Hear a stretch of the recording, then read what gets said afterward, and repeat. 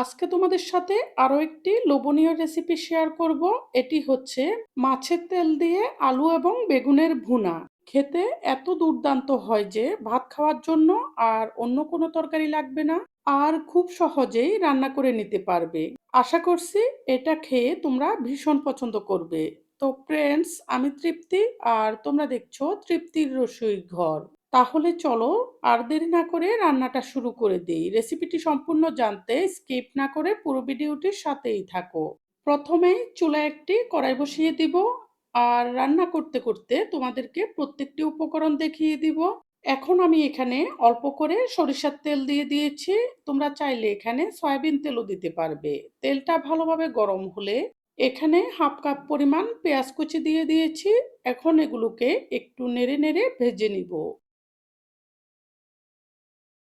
এখানে পেঁয়াজগুলোকে খুব বেশি ভাজবো না, একটু নরম হলেই আমি এখানে তরকারিটাতে কিছু আলু দিব। সেই জন্য দিয়ে আলু এবং পেঁয়াজগুলোকে একসাথে ভাজবো। আলুর সাথেই পেঁয়াজগুলো বাকিটা ভাজি হবে। এখানে আমি মাঝারি সাইজের 2টি আলু এরকম কিউব করে কেটে দিয়েছি।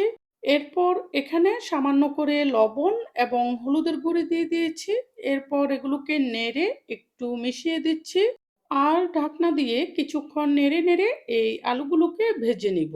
এই পর্যায়ে চুলার আগুনটি মিডিয়াম থেকেও কমিয়ে রাখবো, আর মাঝখানে ঢাকনাটি তুলে একটু নেড়ে দিব যাতে করে নিচে পুড়ে না যায়। এই পর্যায়ে আমি তোমাদের কাছে একটি রিকোয়েস্ট রাখি, তোমরা যারা আমার চ্যানেলে নতুন এসেছো, সকল ধরনের রান্নার সহজ এবং সুস্বাদু রেসিপিটি পেতে আমার চ্যানেলটি সাবস্ক্রাইব করে রেখো। আর যারা আগেই সাবস্ক্রাইব করে রেখেছো তাদের জন্য থাকছে অনেক ভালোবাসা। এভাবে কিছুক্ষণ ভাজার পর যখন পেঁয়াজগুলো ভাজি হয়ে যাবে আর আলুগুলোও প্রায় ভাজি হয়ে যাবে, এই পর্যায়ে আমি মাছের তেলগুলো দিয়ে দিব, আর লবণ দিয়ে দিব 1.5 চা চামচ মতো, হলুদের গুঁড়ি দিব 1 চা চামচ, আর মরিচের গুঁড়ি দিব 1.5 চা চামচ থেকে একটু বেশি। এখানে মরিচের গুঁড়িটা তোমরা চাইলে তোমাদের পছন্দ অনুযায়ী বাড়িয়ে কমিয়ে দিতে পারবে। এই তরকারিটা একটু ঝাল ঝাল হলেই খেতে সবচেয়ে বেশি ভালো লাগে। এখন আমি এই মশলাগুলোকে নেড়ে নেড়ে কষাতে থাকবো। এখানে এগুলোকে যতটা কষানো হবে এর স্বাদটা ঠিক ততটাই বেশি হবে। আর এমনিতেও যে কোনো তরকারিরই মশলাটাকে ভালোভাবে কষানোর উপরেই এই তরকারিটার স্বাদ অনেকটাই নির্ভর করে। এভাবে কষাতে কষাতে মাছের তেলটা পুরোপুরি ছেড়ে দিবে, আর এরকম লাল লাল হয়ে যাবে। এ পর্যায়ে আমি এখানে বেগুনগুলো দিয়ে দিব। এখানে আমি মোটামুটি বড় সাইজের 2টি বেগুন এরকম ছোট ছোট করে কিউব করে কেটে নিয়েছি। তোমরা চাইলে বেগুনগুলো যে কোনো শেপে কেটে নিতে পারো।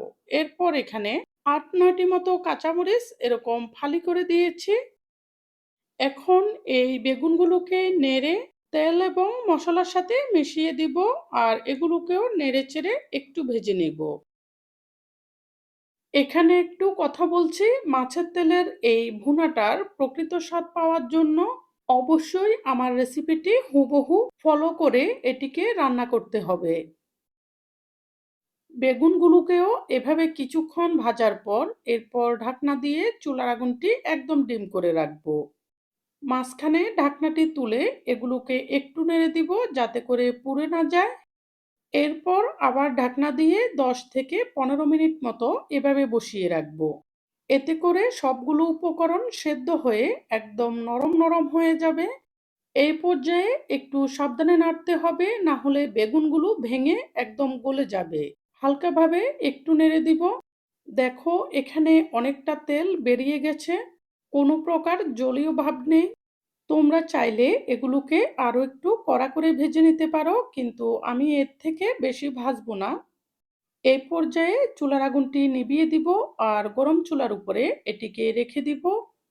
এতে করে যদি কোনো জলীয় ভাব থেকেও থাকে ওইটা চলে যাবে, আর তরকারির স্বাদটা আরো কয়েক গুণ বেড়ে যাবে। তোমাদেরকে বলবো একবার শুধু এই রেসিপিটা ট্রাই করে দেখো। ঘরের সবাই একদম আঙ্গুল চেটেপুটে এটা দিয়ে ভাত খাবে। রেসিপিটা যদি তোমাদের পছন্দ হয়ে থাকে অবশ্যই লাইক, কমেন্ট এবং সাবস্ক্রাইব করে সাপোর্ট করবে। আরো নতুন, নতুন রেসিপি উপহার পাওয়ার জন্য। এই বলে আজকের মতো এখানেই বিদায় নিচ্ছি। পরবর্তীতে চলে আসবো নতুন কোনো রেসিপি নিয়ে। সেই পর্যন্ত সব্বাই ভালো থেকো।